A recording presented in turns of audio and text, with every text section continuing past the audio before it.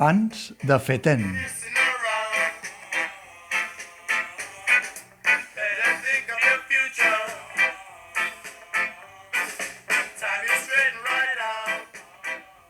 Les activistes de Feten han irromput durant les eleccions del 14F al Parlament de Catalunya.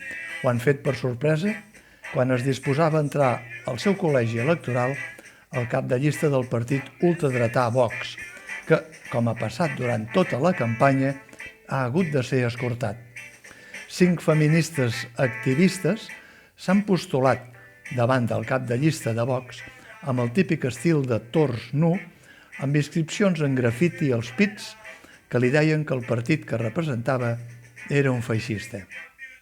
El cap de llista de Vox ha tingut opció de denunciar-ho davant de les càmeres i s'estranya que li diguin que el seu partit és masclista, xenòfob i feixista.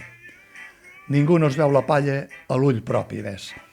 I els Mossos d'Esquadra han practicat l'exercici de dansa contemporània conegut com el de l'arrencacebes, però en aquest cas amb l'inconvenient que les tals cebes ja estaven pelades o despullades, vaja.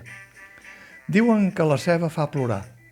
En aquest cas, si fa plorar, és per constatar un dia rere l'altre com la policia catalana ha hagut d'escortar i protegir els seguidors de Vox fins a límits impensables en un estat de dret democràtic.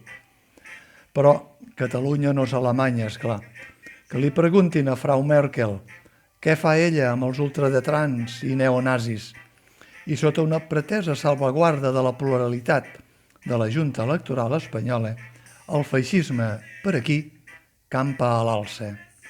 Sense anar més lluny, mitja dotzena d'apoderats de Vox han estat provocant apostats als afores davant del Mercat de Sant Antoni, una de les seus icona d'aquestes eleccions del 14F, fins i tot en telenotícies estrangers, amb les acreditacions ben visibles, penjades al coll, amb més d'una dotzena de Mossos d'Esquadra pel voltant per si de cas. Cap autoritat electoral els ha advertit que hi havia un acord entre els partits perquè només un apoderat per partit, a causa de les restriccions sanitàries, fes presència en cada col·legi. Si haguessin aparegut les activistes de Feten a Sant Antoni, els apoderats de Vox s'haurien fregat les mans i haurien muntat el circ habitual. Però al Mercat de Sant Antoni, com dèiem, icona electoral fins i tot en informatius internacionals, entre altres col·lectius, només hi havia la gent dels vells encants, que aquest 14F tornaven a obrir el mercat dominical del llibre vell després d'un temps tancat pel coronavirus.